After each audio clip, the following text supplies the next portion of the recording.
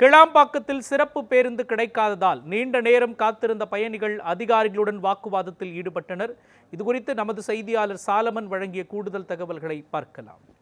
கிளாம்பாக்கம் பேருந்து நிலையத்தை பொறுத்தவரையில் பொங்கல் பண்டிகை கொண்டாடுவதற்காக சொந்த ஊர்களுக்கு செல்ல அதிக அளவிலான பொதுமக்கள் வந்தவண்ணமாக உள்ளனர்.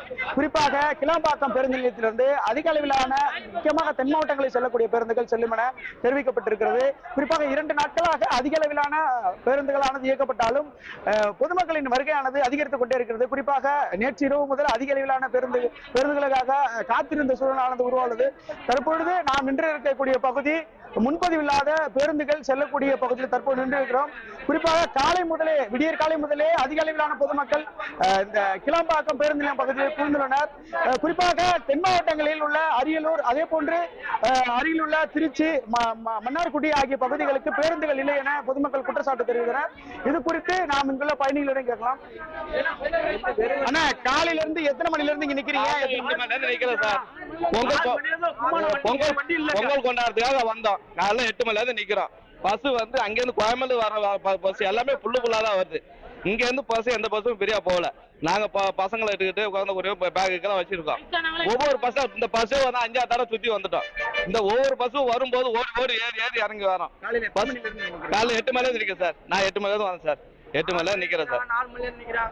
இங்க வர்றதுக்கு நான் காலைல 4:30 மணிக்கு வந்தேன். 4:30 மணி நிக்கிறேன். எல்லா பஸ் ஃபுல்லா வருது. இதுல ஏறி போவேன்னா நான் அப்ப காசு கொடுத்துட்டு நின்றுட்டா போகணும். இவ்வளவு தூரம் நான் வந்து கும்பகோணம் போனோம்.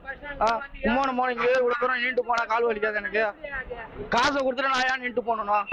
மதுரை வண்டி மதுரை மட்டும்தான் ஏற்றம்ன்றாங்க. திருச்சியில போய் இறங்கணும்னா அதுக்கு ஏற்ற மாட்டேங்கிறாங்க. மதுரை மட்டும்தான் மதுரை ஏறி இறங்கிட்டு வர முடியுமா? காலைல இருந்து 6 மணில இருந்து நினைக்கிறான். ஒவ்வொரு வண்டியும் அதாவது சொல்றாங்க. நான் விழுப்புரம் போனோம். காலையில 7 மணிக்கு வந்தோம். சுத்தி வரோம். பஸ் எல்லாம் ஃபுல்லா வர பஸ் எல்லாம் ஃபுல்லா இருக்குது. ஆனா போற மட்டும் விழுப்புரம் போட்டுக்குது, ஏறக்கூடாது, ஃபுல்லா இருக்குதுன்றாங்க. எப்படி போறது? நாங்க எனக்கு உடம்பு சரியில்லை, நான் எப்படி போறது? நின்று போக முடியுமா? அங்கிருந்து விழுப்புரம் வரைக்கும் நிக்க முடியாது. எனக்கு நிக்க முடியாது அதிக நேரம். அதிகமா இங்க சிறப்பு பேருந்து ஏற்பாடு பண்ணிருக்காங்க. போகுதுன்னு சொல்றாங்க. ஆனா காலையில வந்தாதான் நாங்க ஏற முடியும். பஸ் கண்டக்டர் சொல்றாரு ஃபுல்லா இருக்குது, நீங்க ஏறாதீங்க, நாங்க என்ட்ரி போட்ட வந்துக்கிறோம் அப்படின்றாங்க. காலையில இருந்து 7 மணில இருந்து சுத்தி வரோம். இங்க ஏறினா அதோட திருச்சியில தான் நிப்பேன்னு சொல்றாங்க. பாயிண்ட் போட்டிருக்காங்க. எப்படி நாங்க ஏற முடியும்? சார், இப்ப நீங்க எங்க இருந்து எங்க போறீங்க? நான் இங்க இருந்து போனோம், விழுப்புரம் போனோம். ஆமா, விழுப்புரம் போனோம். காலையில கோயம்பேடுல இருந்து வண்டி போகுதுன்னா பரவாயில்லையா? ஏன் கோயம்பேடுல இருந்து இங்கே வந்து அப்புறமா இங்க இருந்து ஏத்துன்னு போறீங்க? ஃபுல்லா இருக்குது, எப்படி ஏற முடியும்? 7 மணிக்கு வந்தது நானு.